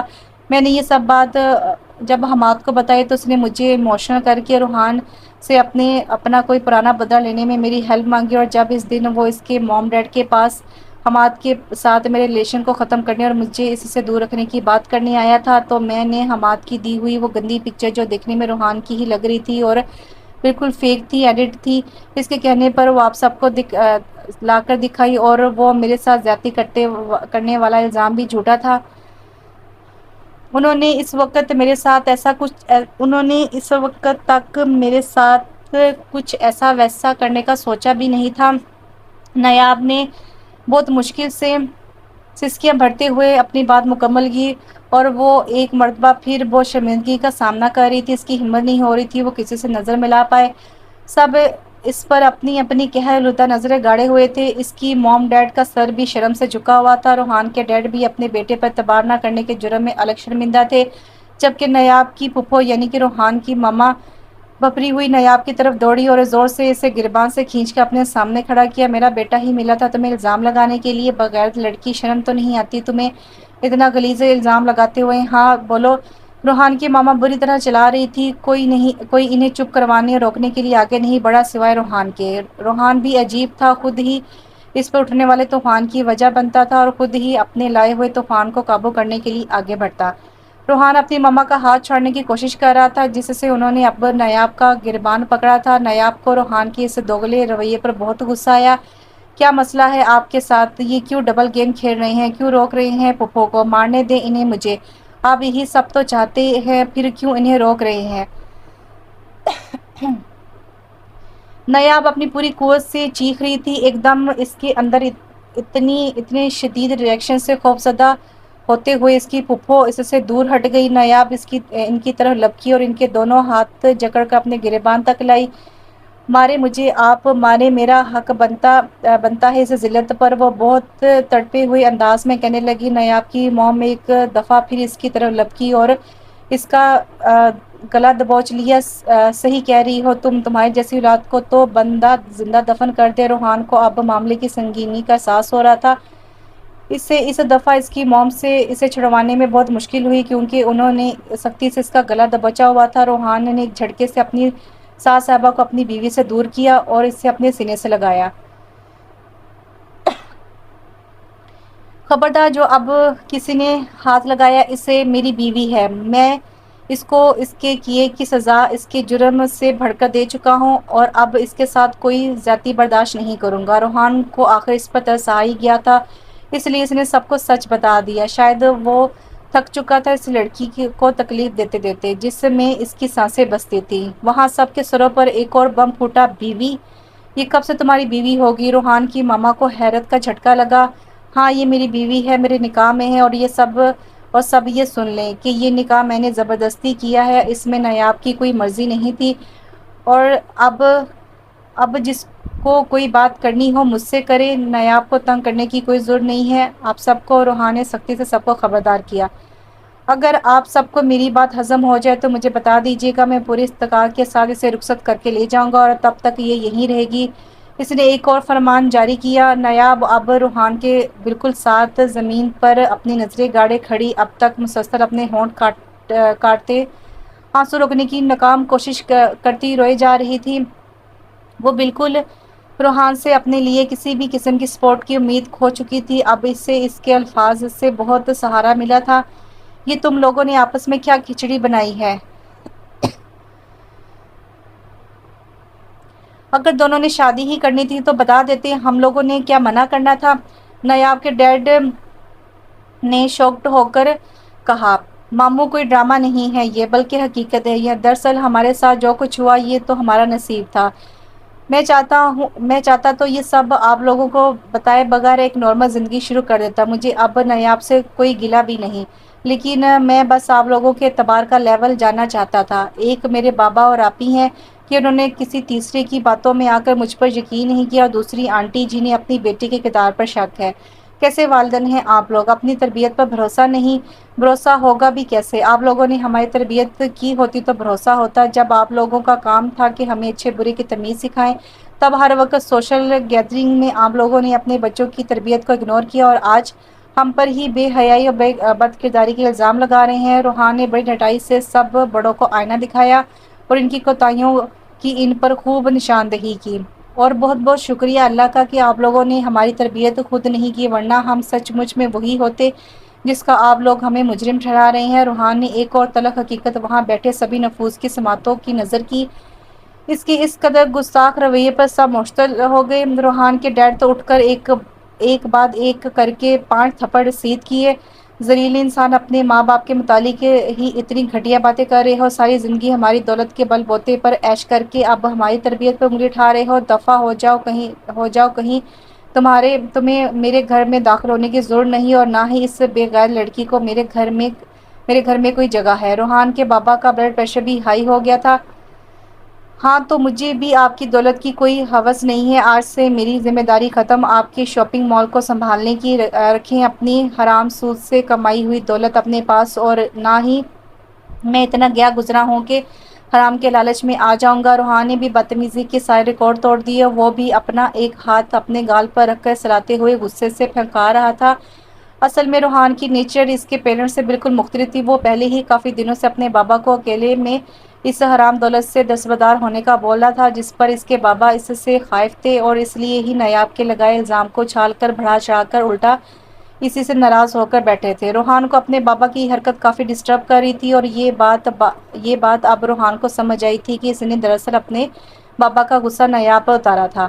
وہ اپنی اصل بے چینی اب جان گیا تھا، اور اس کا دل اچھا خاصا ٹھنڈا ہو گیا تھا۔ بیٹا تم یہ اپنے بابا سے کیسے بات کر رہے ہو؟ کون پڑھا رہا ہے تمہیں یہ پٹیاں؟ روحان کی ماما اپنے ماتھے پر بل چڑھائے سخت لہجے میں اسے ڈانٹ رہی تھی۔ ماما میں بچہ نہیں ہوں جو مجھے حلال حرام کا فرق نہیں پتا ہوگا، پتا تو آپ سب کو ہے، پر سب نے الو کی طرح اپنی آنکھیں بند کی ہوئی ہیں۔ آپ بابا، ماموں، آنٹی سب ایک جیسے ہیں۔ میں سب نے اپنی اولاد کی پرورش حرام مال سے کی۔ دیکھا ہے آپ نے دانیال کو، وہ بیچارہ کس قدر بھٹک گیا ہے۔ آپی اور سیما باجی کو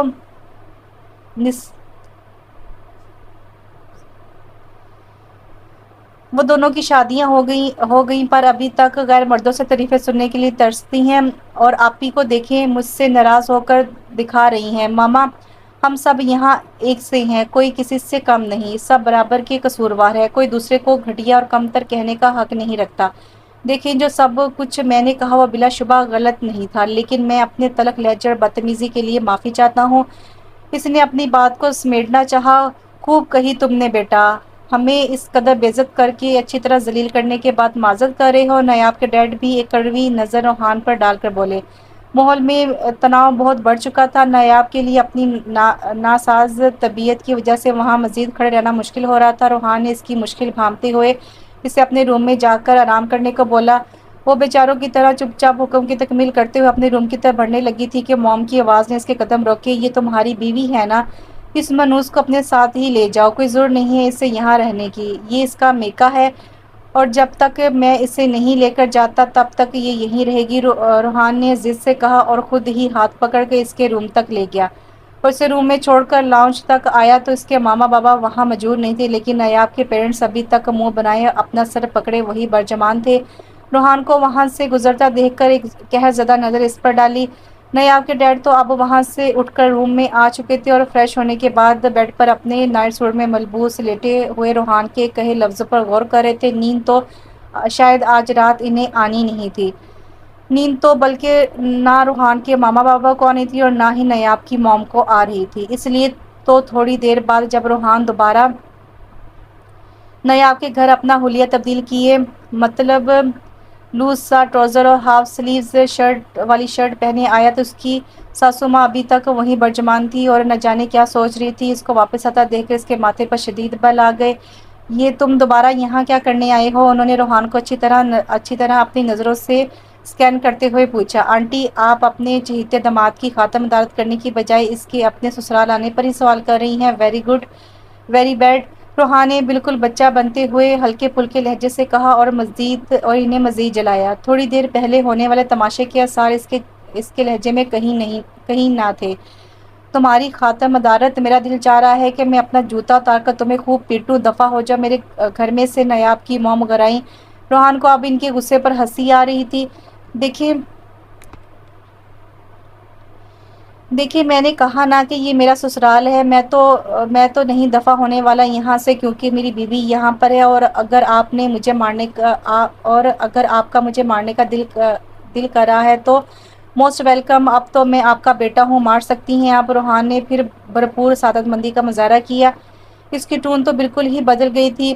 نیاب کی ماں میں سے حیران ہو کر دیکھ رہی تھی۔ آنٹی، اس نے بہت پیار سے انہیں مخاطب کیا، اب کیا مسئلہ ہے؟ انہوں نے بہت خفگی پلس بیزاری سے کہا، وہ میں کہہ رہا تھا کہ آئی ایم سوری میرے ہر اس رویے اور بات کے لیے جس سے میں نے آپ کو ہرٹ کیا۔ آپ انکل سے بھی میری طرف سے معذرت کر لیجیے گا، بلکہ آج سے آپ دونوں میرے بھی موم ڈیڈ ہیں۔ دیکھیے آنٹی، میں بھی انسان ہوں، اب کچھ خامیاں اور خرابیاں تو مجھ میں بھی ہوں گی نا، بس آپ اپنا بیٹا سمجھ کر مجھے معاف کر دے۔ میرا مقصد آپ سب کا دل دکھانا نہیں تھا، وہ سب مجھ سے بلا ارادہ ہو گیا۔ میں صرف اتنا چاہتا تھا کہ ہمارے پاس ہمیشہ سے اللہ کا دیا سب کچھ ہے، انسان کی مختصر سی زندگی ہے، کیوں نہ ہم لوگ حرام ذریعہ معاش کو چھوڑ کر صرف حلال کمائیں۔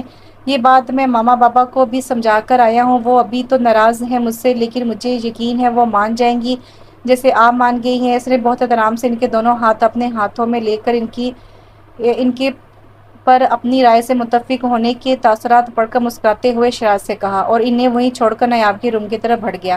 اس کی حرکت پر نیاب کی موم کے چہرے پر بھی مسکراہٹ چھا گئی اور وہ بھی سر جھٹکے اپنے روم کی طرف چلی گئی۔ یقیناً اب ان سب کی طرز زندگی نے بدلنا تھا، وقت نے ان سب کو موقع دیا تھا بدلنے کا۔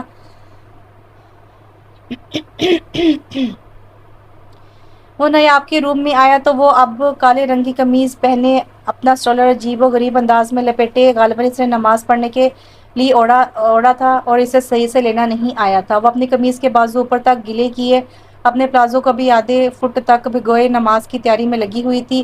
وہ اپنی الماری سے کوئی بیڈ شیٹ نکال کر اسے ان فولڈ کر کے اور پھر جائے نماز جیسے سائز میں ری فولڈ کر کے زمین پر بچھا رہی تھی، کیونکہ جائے نماز تو ان کے گھر میں تھا ہی نہیں۔ روحان جب روم میں آیا تو اس نے اس کا حلیہ وہی بیڈ شیٹ پر زمین پر بچھاتے وقت نوٹ کیا۔ اسے نیاب کو ایسے دیکھ کر بری طرح ہنسی آئی۔